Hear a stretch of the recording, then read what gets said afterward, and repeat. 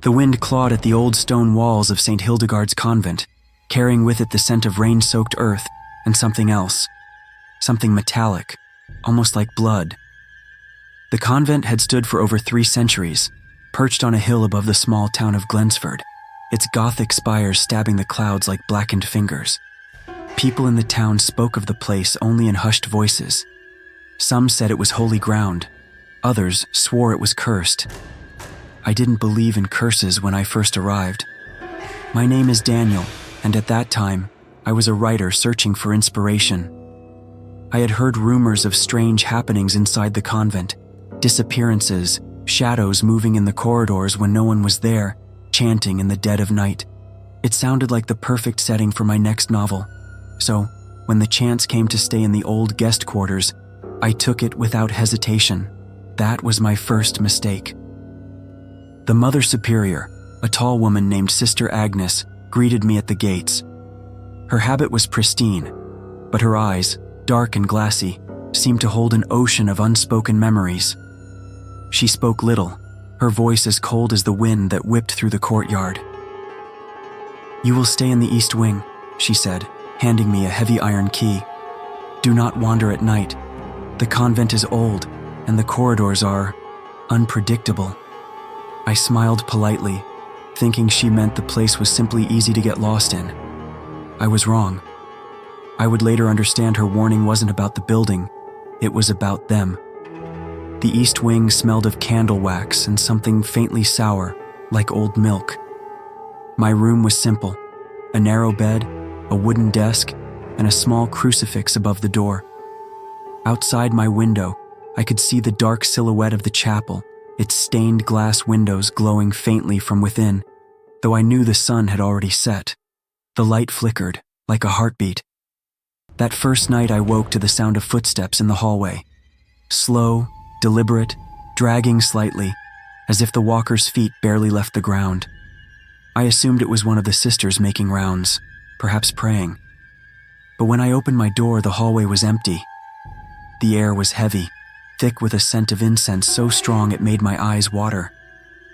Down the corridor, a shadow slid along the wall, gliding without shape or form, melting into the darkness. My breath caught in my throat. I closed the door, locked it, and told myself it was my imagination. The following morning, I joined the sisters for breakfast in the dining hall. The room was silent, except for the soft clinking of spoons against porcelain bowls. The nuns did not look at me, their faces pale and almost identical in their lack of expression.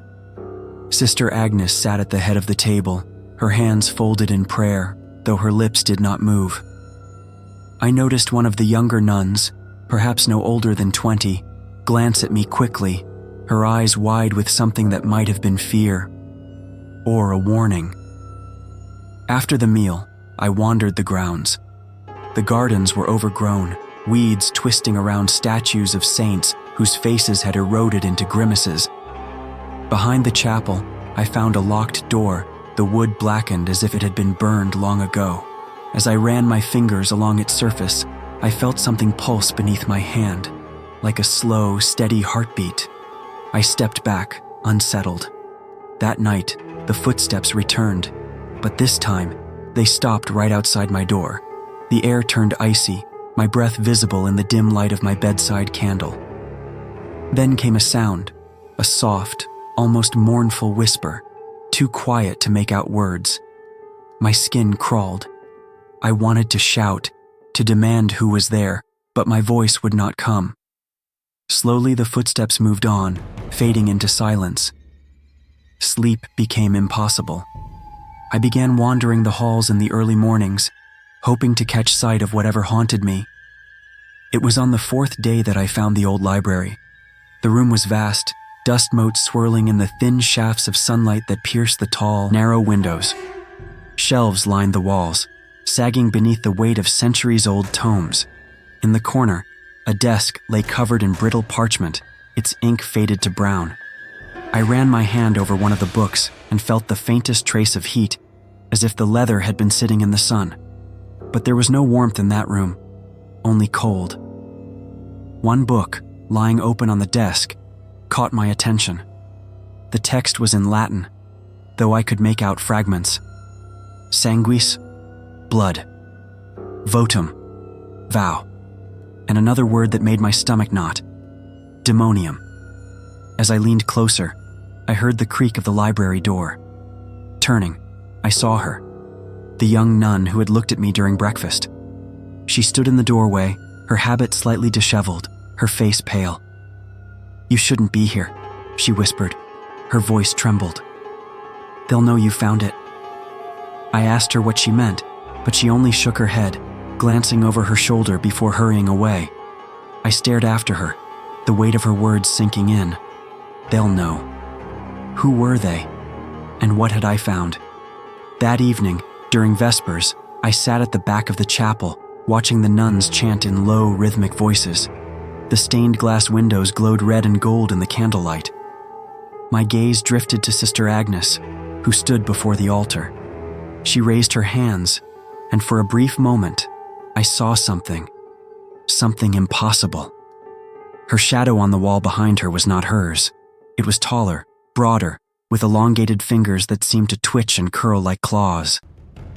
I blinked, and it was gone. But the cold in my bones remained. Later that night, I awoke to a scratching at my window. My room was on the second floor, so at first, I thought it must be a tree branch in the wind. But there were no trees close enough to reach. Slowly, I turned my head, my breath catching. There, on the other side of the glass was a face. Pale, eyeless, the skin stretched too tight over its skull. It smiled, a wide, unnatural grin, and then it was gone, swallowed by the dark. I sat frozen until dawn. By the seventh day, I was no longer sure if I was awake or dreaming. The sisters seemed to move differently now, their heads turning just a little too slowly, their eyes lingering too long when they looked at me. I heard chanting from the locked door behind the chapel, low and guttural, like a voice that came from deep underground. And sometimes, in the corners of my vision, I saw them, the faceless shapes in black habits, gliding just beyond the edge of the light. It was on the 8th night that the young nun returned. She came to my room, her hands trembling as she clutched a small wooden rosary. "They've chosen you," she whispered, her eyes darting toward the door. "You have to leave before—" Her words cut off as the sound of footsteps echoed in the hallway. Not slow this time. Fast, coming toward us. She froze, her face draining of color. "Hide," she breathed. I moved toward the wardrobe, but before I could reach it, the door burst open. The door slammed against the wall, the sound echoing down the stone corridor like a gunshot. Sister Agnes stood there, her tall frame filling the doorway.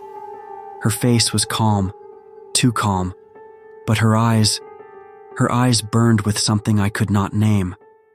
The young nun stepped back instinctively, clutching the rosary tighter until her knuckles turned white. "What are you doing here, Sister Margaret?" Agnes asked, her voice low and cold, like the edge of a blade. Margaret didn't answer. She glanced at me once, a desperate flicker of pleading in her eyes, and then lowered her head. "Come with me," Agnes said. It wasn't a request.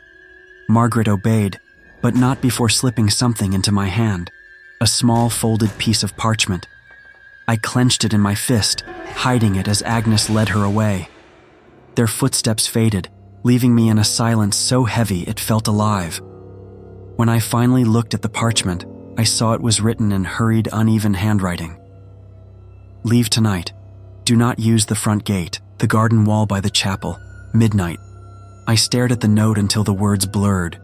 Part of me wanted to leave immediately, but another part, foolish, curious, needed to understand what was happening here. The hours dragged. I tried reading, pacing, anything to distract myself, but the convent seemed to press in around me, every shadow a watching eye. As midnight approached, I slipped out of my room, the iron key heavy in my pocket. The corridors were dark, lit only by the occasional flicker of a candle, though I could not tell if it burned from wax or something else. I kept to the eastern passages, avoiding the main hall. The air was thick with the smell of incense again. But beneath it, faintly, I caught the sour-sweet odor of decay. When I reached the chapel, the chanting began.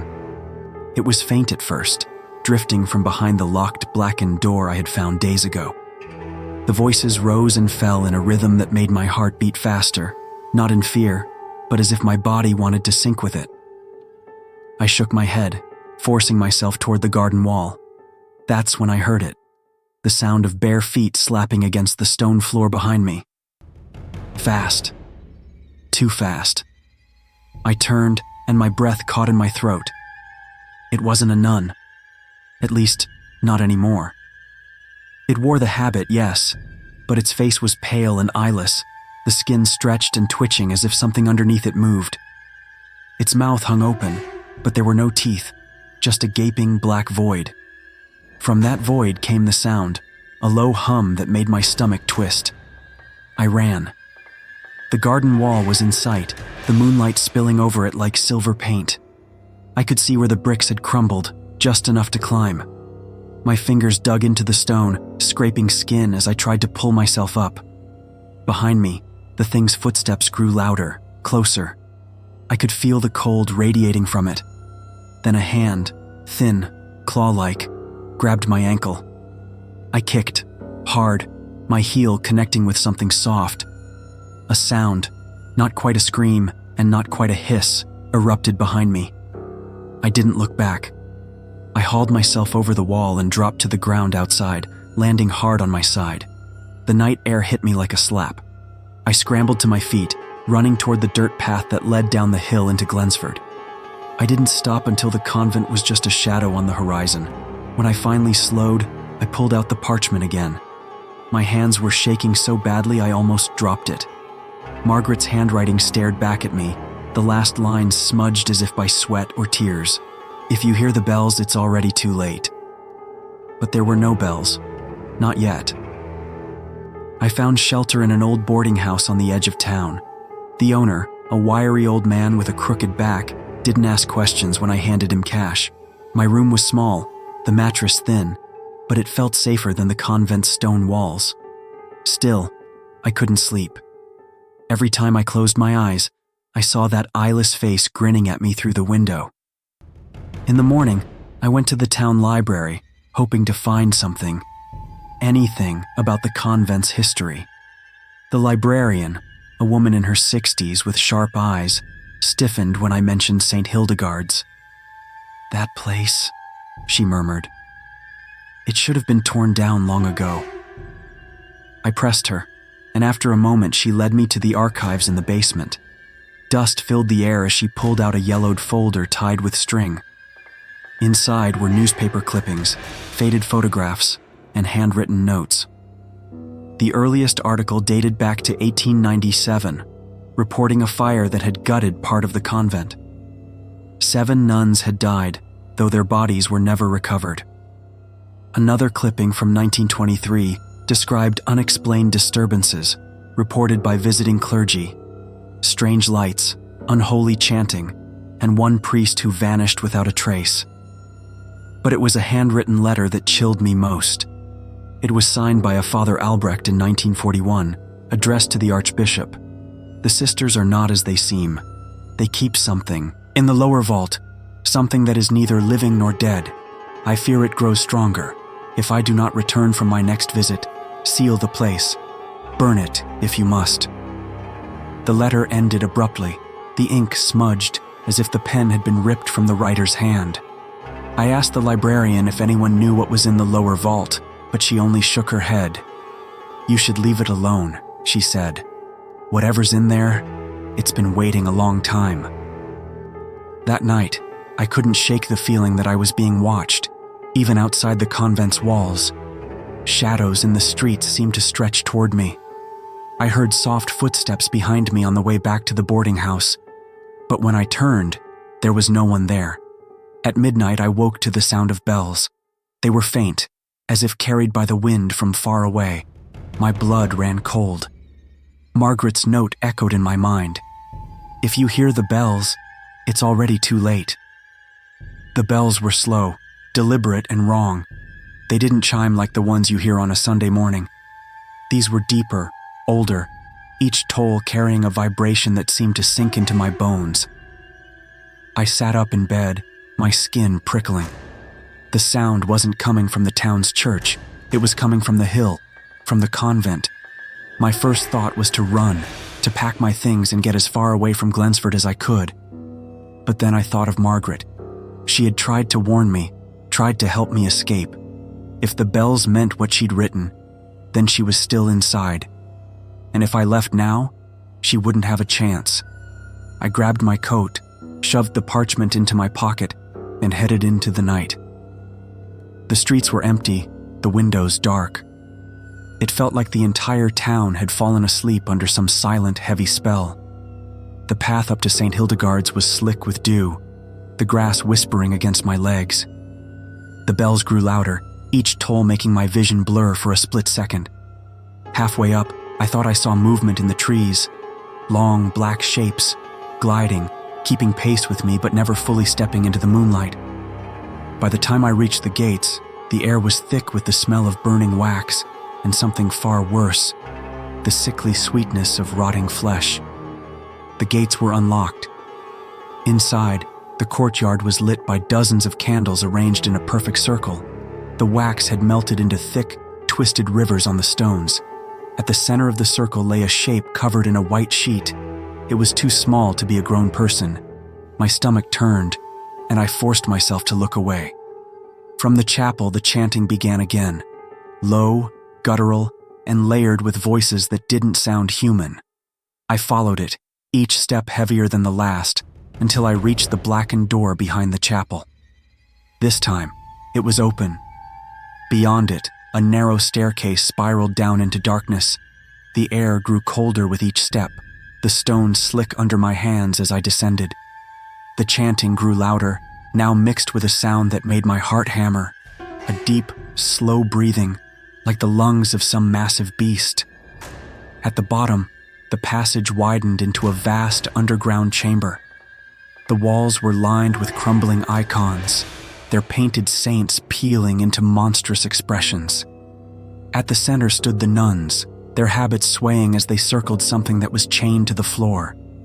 It was enormous. At first I thought it was a statue, its skin as gray as stone.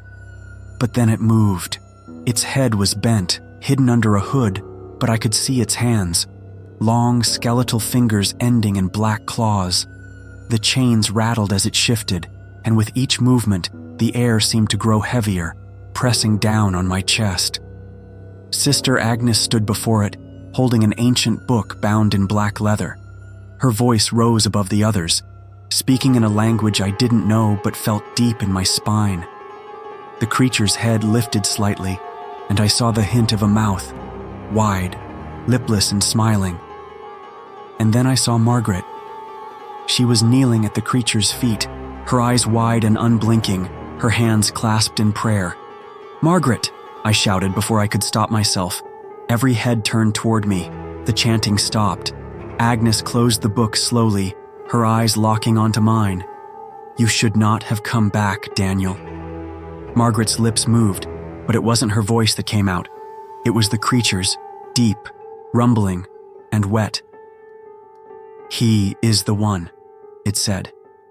The nuns moved toward me in unison, their steps silent. I backed up, but the chamber's walls were too far. My only chance was the stairs. I ran. They didn't follow at first. They didn't need to. The air around me seemed to pulse, pushing against me, slowing me down. By the time I reached the top, my legs felt like lead. When I burst into the courtyard, the candles were gone. The sky above was black, no stars, no moon. The bells had stopped. I sprinted for the gates, but they were closed now, the iron bars cold and slick in my hands. Behind me, the chapel doors slammed open. Agnes stepped out first, her shadow stretching across the courtyard until it reached my feet. And then the others emerged, Margaret among them, her head tilted at an unnatural angle, her mouth opening far too wide.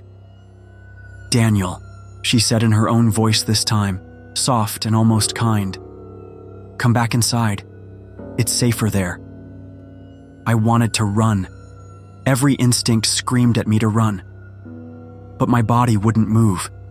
My hands trembled on the gate as they came closer, their eyes reflecting a light that wasn't there. And then, I heard the breathing again, but it wasn't coming from them. It was coming from above. I looked up. Perched on the chapel's roof was the thing from the vault, only now it wasn't chained. Its hood was gone, revealing a face that wasn't a face, just a smooth surface with a mouth that split it in two. The smile widened, and from deep inside, I heard a laugh that made my vision swim. When I woke, it was daylight. I was lying in my room in the boarding house, my clothes damp with sweat.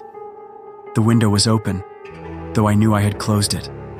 On the desk sat the black leather book Agnes had been holding. The first page was blank. The second held only one sentence, written in a hand I didn't recognize. You never left. I stared at the sentence until my eyes blurred, my hands shaking so hard the page rattled. You never left. The sunlight streaming through the window felt wrong, too pale, too still. The town beyond it was silent, not even the distant sound of a cart or a bird.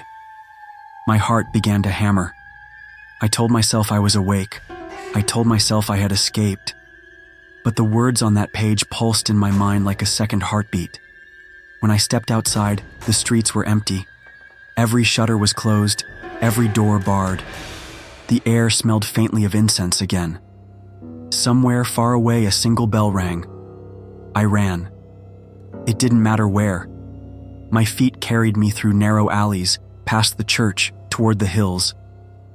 I thought I saw figures moving in the shadows between buildings, always just out of sight.